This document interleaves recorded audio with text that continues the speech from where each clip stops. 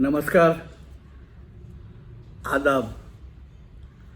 आपका मेरी अपनी महफिल में एक बार फिर इस्तकबाल है, स्वागत है।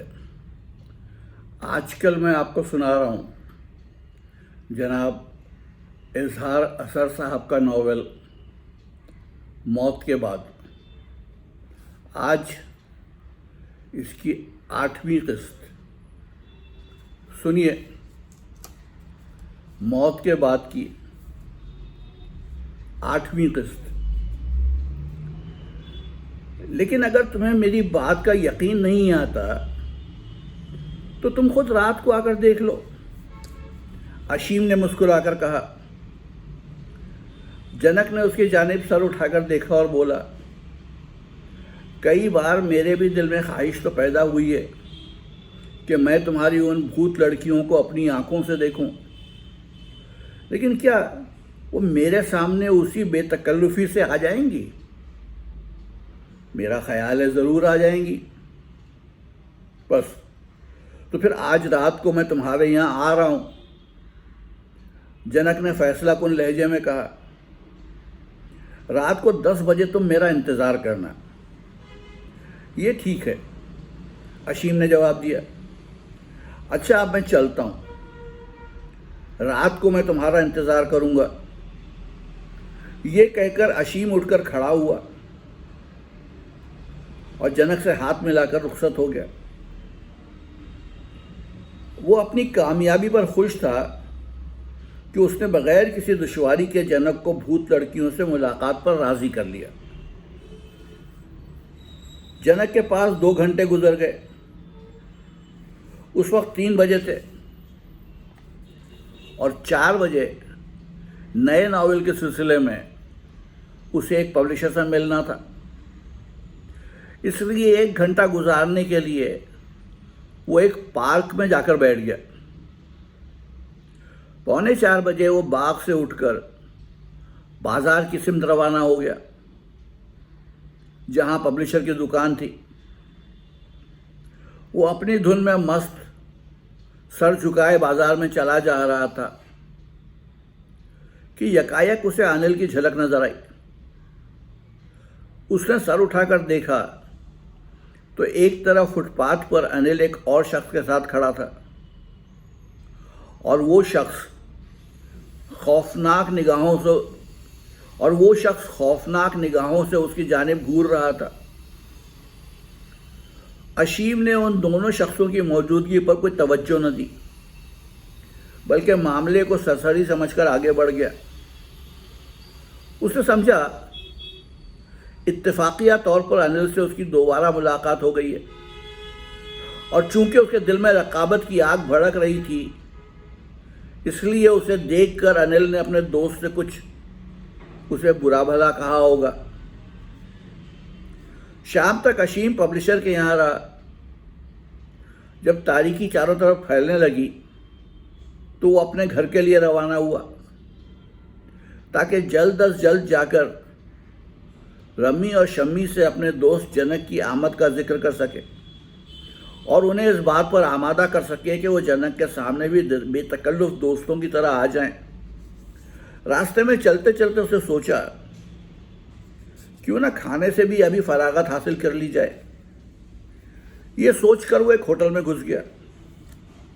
आधे घंटे बाद जब वो होटल से निकला तो तारीकी पूरी तरह छा चुकी थी। अशीम का मकान चूंकि शहर से बाहर था, इसलिए वो तेज तेज कदम उठाता हुआ घर की जानिब रवाना हो गया। लेकिन अभी वो शहर से कुछ दूर ही निकला था कि यकायक दरख्तों की आड़ से एक आदमी निकला और दौड़ता हुआ उसके पास आकर उससे चिमट गया और फिर खुद ही गुल मचाना शुरू कर दिया। दौड़ना, पकड़ना, मुझे लूट लिया, हाय कोई मदद करे, मुझे लूट लिया। अशीम अभी इस अचानक हादसे पर हैरान ही था कि उस आदमी ने अशीम को ज़मीन पर गिराकर उसके सीने पर अशीम अभी इस अचानक हादसे पर हैरान ही था कि उस आदमी ने अशीम को ज़मीन पर गिराकर उसके सीने पर वो चढ़ बैठा।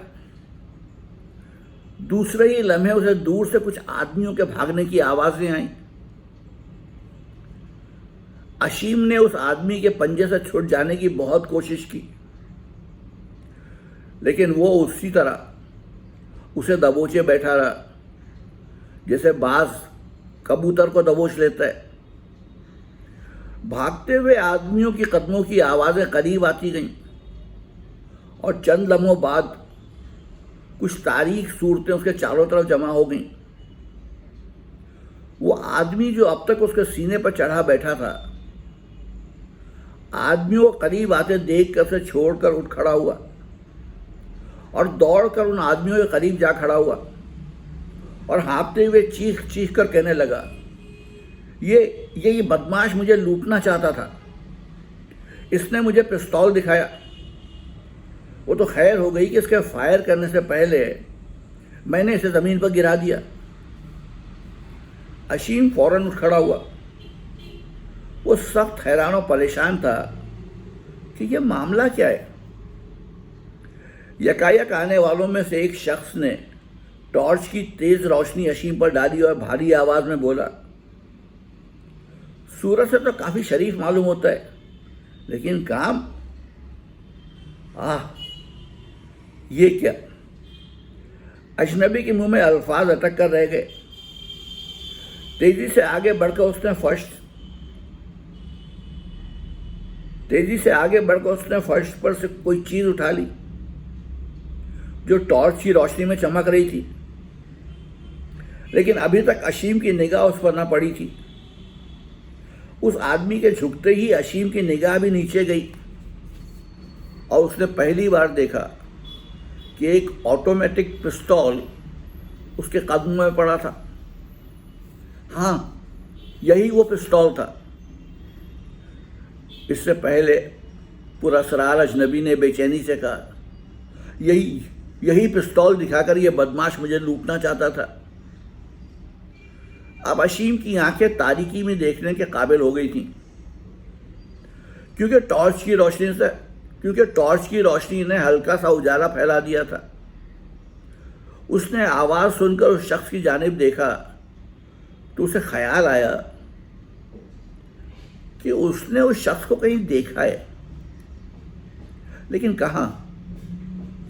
यकायक उसे याद आ गया कि आज दोपहर ये शख्स अनिल के साथ बाजार में उसे मिला था और खौफनाक निगाहों से उसे घूर रहा था। एक लम्हे के लिए अशीम के सारे जिस्म में खौफ की थरथरी दौड़ गई। एक गहरी साजिश उसके खिलाफ की गई थी। अनिल उससे अपनी हतक का इंतकाम लेना चाहता था।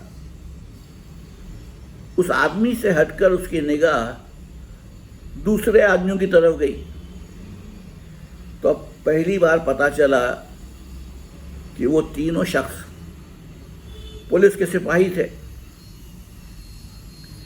एक सेकंड के अंदर अंदर पूरी साजिश उसकी समझ में आ गई, लेकिन इससे कबल कि वो सिपाहियों से अपनी सफाई के बारे में कुछ कहता, एक पुलिस वाले ने आगे बढ़कर अशीम के हाथों में हथकड़ी पहना दी और डांट कर बोला, मैं तुम्हें रहजनी के जुर्म में गिरफ्तार करता हूं, चलो थाने चलो। लेकिन मैंने कोई, अशीम ने कहने के लिए मुंह खोला ही था कि उसी सिपाही ने चीख कर उसकी बात काट दी, बको मत, खामोशी से हमारे साथ थाने में चलो। अपनी सफाई में जो कुछ कहना है अदालत में जाकर कहना, बदमाश कहीं का। अशीम ने ज्यादती के एहतजाज में बहुत कुछ कहा और सिपाहियों की खुशामदें की, कस्में खाईं, उन्हें यकीन दिलाने की कोशिश की कि यह पिस्तौल मेरा नहीं है। मैंने इस आदमी को छेड़ा तक नहीं, बल्कि यह खुद दौड़कर मुझसे लिपट गया था। लेकिन किसी ने उसकी बात पर तवज्जो न दी, बल्कि उसे जबरदस्ती खींचते हुए थाने में ले आए।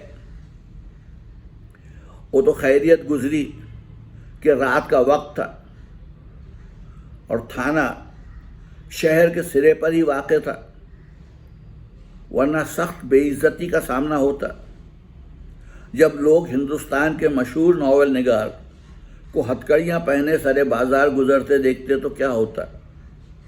वो किसी को मुंह दिखाने के काबिल भी ना रहता। थाने में पहुंचकर सिपाहियों ने अपने अफसर को मुख्तसर अल्फाज में सारा वाक़या सुनाया और सबूत के तौर पर वह पिस्तौल उसके सामने रख दिया।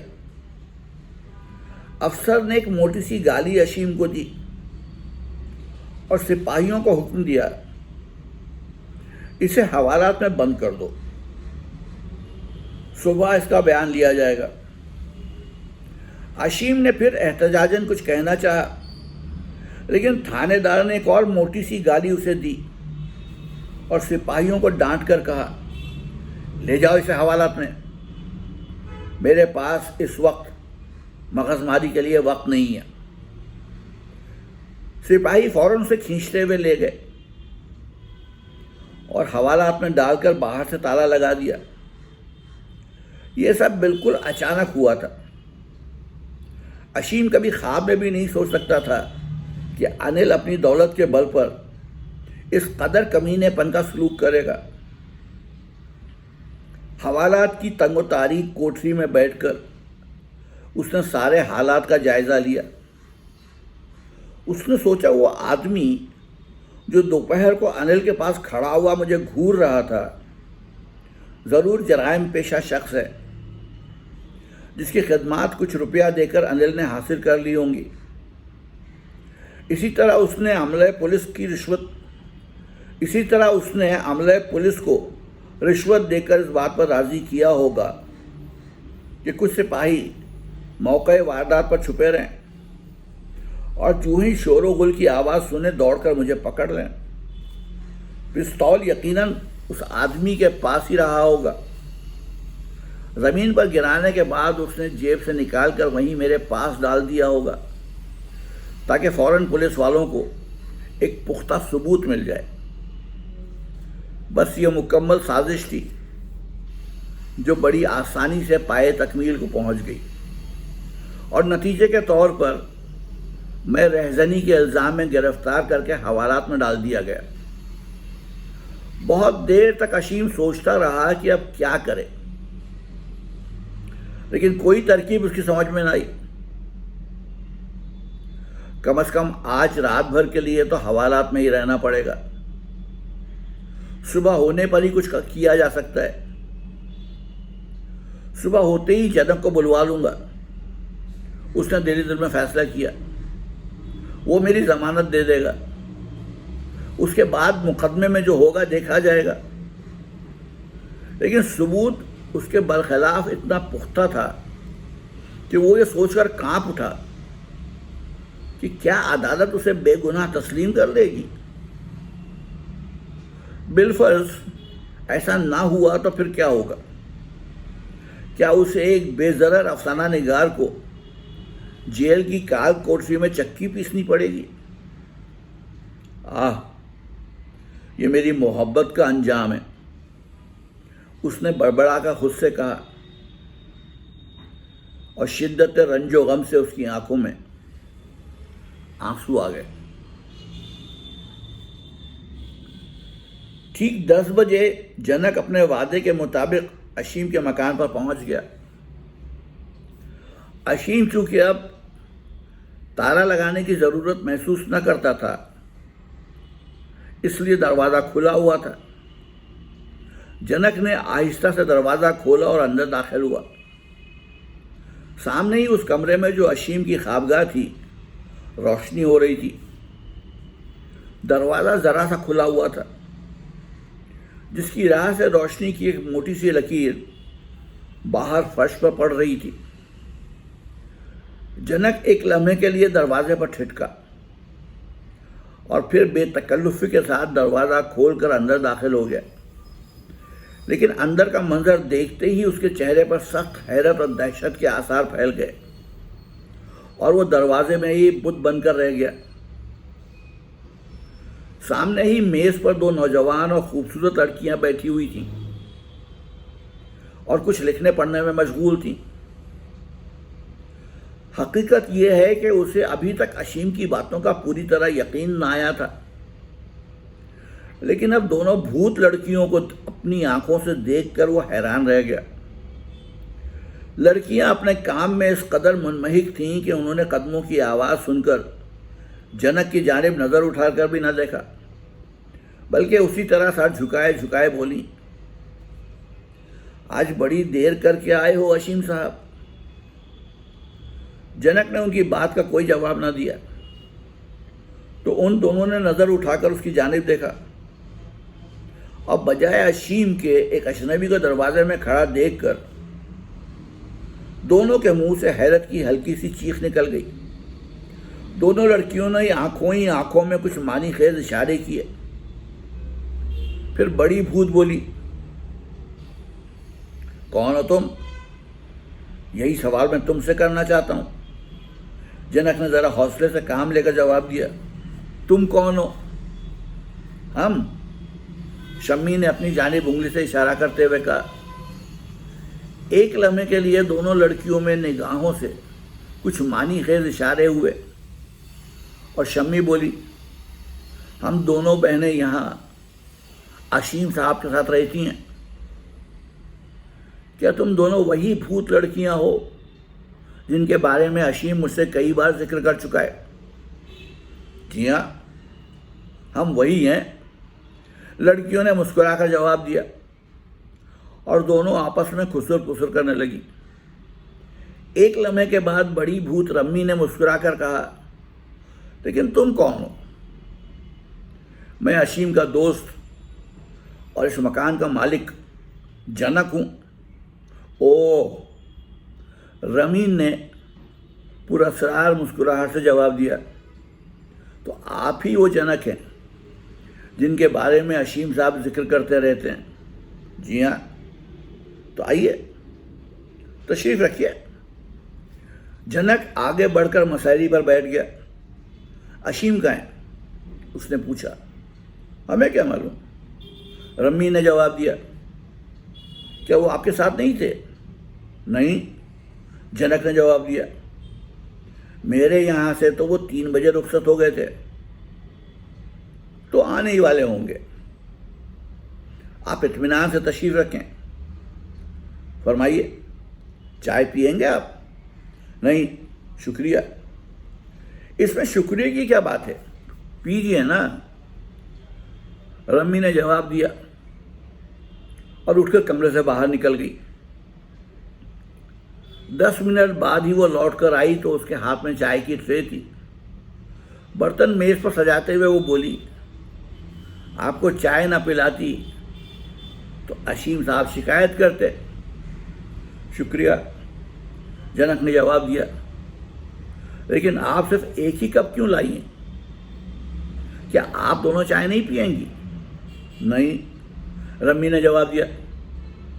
हमें इन चीज़ों की कतन ख्वाहिश नहीं होती। जनक ने चाय कप में बनाकर एक घूंट पीते हुए कहा, क्या ये हकीकत है कि आप दोनों बहनें रूहें हैं? रम्मी मुस्कुराई और उसने शम्मी की जानिब मानी खेज निगाहों से देखा।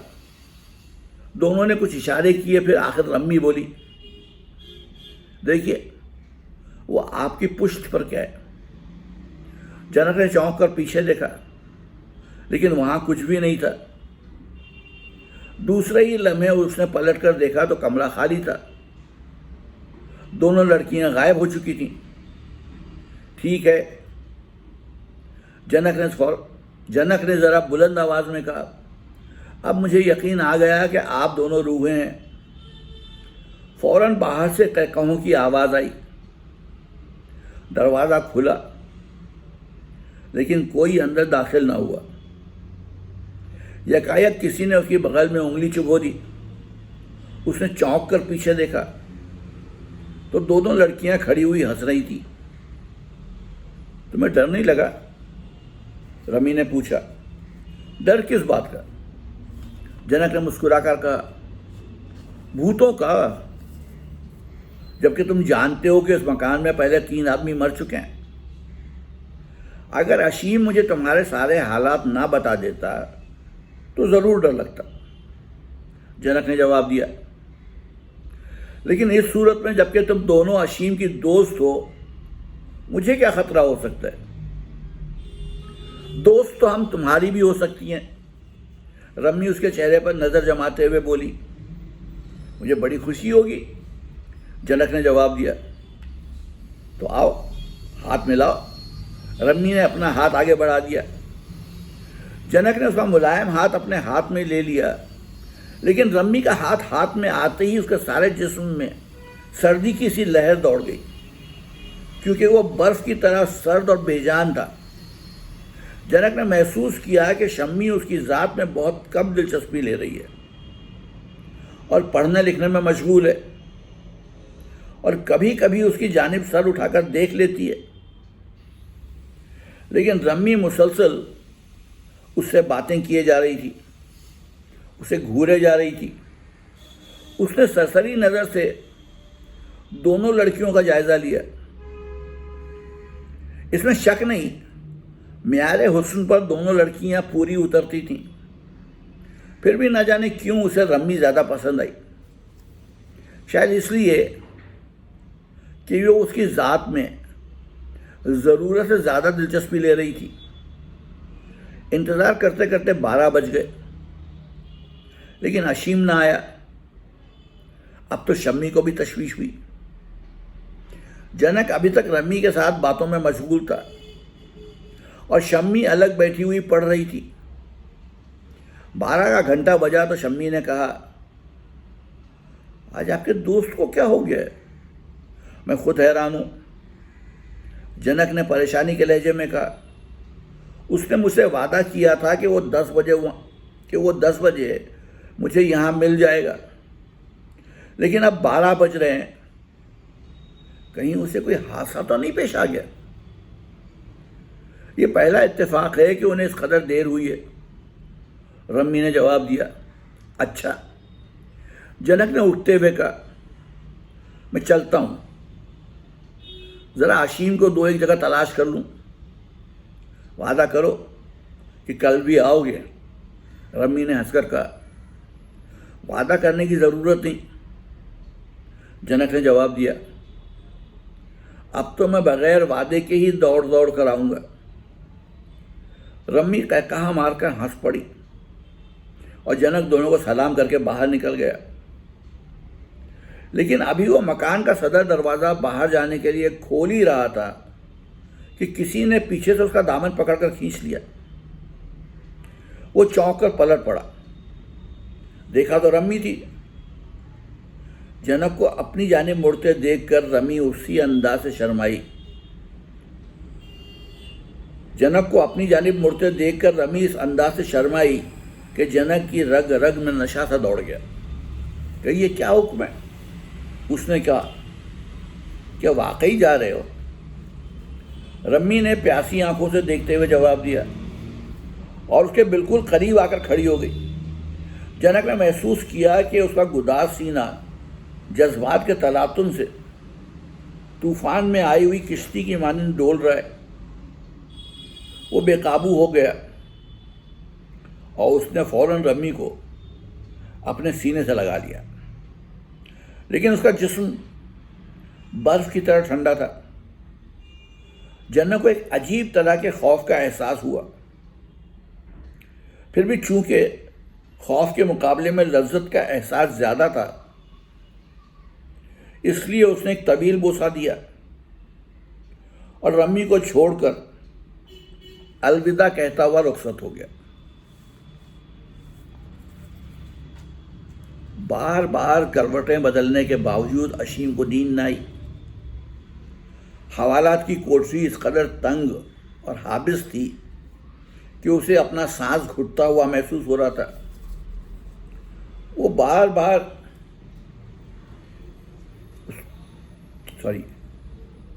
बार उसका ख्याल लता और शम्मी की जानिब जाता था। लता जो उसकी खुशियों की मरकज़ थी, लेकिन जिसने उसे ज़िंदगी की सबसे बड़ी तलखी अता की थी, और शम्मी जो उस गम में उसका दिल बटाती। जो उसे लता के बाद सबसे ज़्यादा प्यारी लगती थी। यकायक उसे ख्याल आया कि आज जनक को भी रात उसके घर आना था। ये सोचकर उसे सख्त रंज हुआ कि जनक नाकाम लौट जाएगा, उसकी वो तजवीज़ भी रखी रह जाएगी जो उसने रम्मी और जनक को मिलाने के बारे में सोची थी। यकायक घड़ी ने 12 का घंटा बजाया। 12 बज गए। उसने बड़बड़ाकर खुद से कहा और सोने के लिए बेचैनी से करवटें बदलने लगा। कोई 5 मिनट भी ना गुजरे होंगे कि उसे कोठरी में किसी के कदमों की चाप सुनाई दी। वो चौंक कर उठ बैठा और तारीकी में नजरें फाड़ फाड़ कर देखने लगा, लेकिन उसे कुछ भी नजर न आया। कौन है? उसने खौफजदा आवाज में चीख कर पूछा। एक मुलायम लेकिन सर्द हाथ उसे अपने शाने पर महसूस हुआ और एक जानी पहचानी हुई आवाज आई, अशीम। कौन? शम्मी? हाँ, मैं ही हूं, शम्मी ने जवाब दिया। मैं बड़ी मुश्किल से तुम्हें तलाश करती हुई आई हूं। मुझे अफसोस है कि इन बदमाशों ने साजिश करके तुम्हें गिरफ्तार करवा दिया, लेकिन तुम घबराना नहीं। मुझसे जो कुछ हो सकेगा मैं तुम्हारी मदद करूंगी। क्या वाकई तुम मेरी कुछ मदद कर सकती हो? अशीम ने जोश में उसका हाथ अपने हाथ में लेकर कहा। मदद तो बहुत कुछ कर सकती हूँ, शम्मी ने जवाब दिया। चाहूँ तो तुम्हें अभी यहाँ से निकाल कर ले जाऊँ, लेकिन एक मुसीबत है।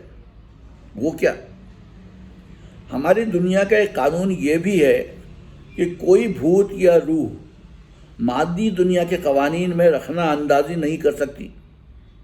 जो ऐसा करता है उसको सज़ा दी जाती है। इसके अलावा अगर मैं तुम्हें यहाँ से निकाल कर भी ले जाऊँ तो तुम्हें छुटकारा नहीं मिल सकता। पुलिस तुम्हें फिर गिरफ्तार कर लेगी और इस मर्तबा हवालात से फरार होने का एक जुर्म तुम पर और डाल दिया जाएगा। हाँ, ये तो ठीक है, अशीम ने मायूसी से जवाब दिया। लेकिन तुम्हें मायूस होने की ज़रूरत नहीं। शम्मी ने उसकी पीठ पर थपकी देते हुए कहा, मैं कोई और सूरत सोचूंगी। बहुत बहुत शुक्रिया शम्मी, मैं तुम्हारी इस मोहब्बत और इनायत को भूल नहीं सकता। खैर, ये रस्मी बातें हैं, शम्मी ने जवाब दिया। ये बताओ, तुमने कुछ खाया भी है? मैं तुम्हारे लिए कुछ फल लेती आई हूँ, लो ये खा लो। नहीं, मैं खाना खा चुका हूँ, अशीम ने जवाब दिया। फिर भी इनके खाने में क्या हर्ज है? शम्मी ने इसरार करके फल उसकी गोद में रख दिए और बोली, तुम इतने ये फल खाओ, मैं दौड़कर तुम्हारा बिस्तर ले आती हूँ।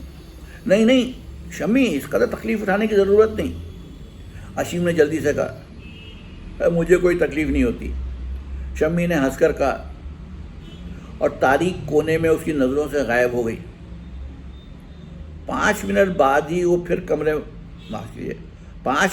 ही फिर कमरे में कदमों की चाप सुनाई दी और सफ़ेद लिबास में शम्मी उसे अपने सामने आती हुई नजर आई। उसके हाथों पर अशीम का बिस्तर था। शम्मी ने फौरन बिस्तर बिछा दिया।